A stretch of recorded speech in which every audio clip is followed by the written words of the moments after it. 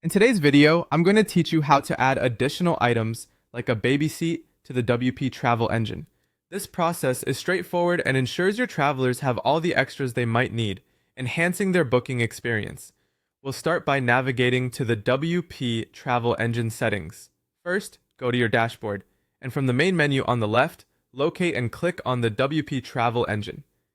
A drop-down list will appear. Here, you'll want to select the option labeled either Extras, Add-ons, or sometimes Additional Services. This section is really the heart of where you can customize and improve the offerings of your travel packages with added conveniences or upgrades. Once you've accessed this section, you'll be faced with a list of your current extras if you have any. To add a new option, like our example of a baby seat, look for a button that says Add New Extra or Add New Service. Clicking this will open up a new form where you can input the details of this extra feature. In this form, the first thing you'll need to do is give your extra a name. This is important because it's what will be displayed to your customers. So, in our case, go ahead and enter baby seat or whatever specific extra you're adding. Make sure you choose a name that is clear and easily understandable for your potential travelers. Next, you'll need to set the specifics of this extra. This includes setting the price, determining whether it's a fixed rate or charged per traveler, and writing a description. The pricing structure is essential as it helps ensure that your added services are profitable and attractive to customers. A clear and concise description will also help your customers understand exactly what they are opting for and the benefits it brings.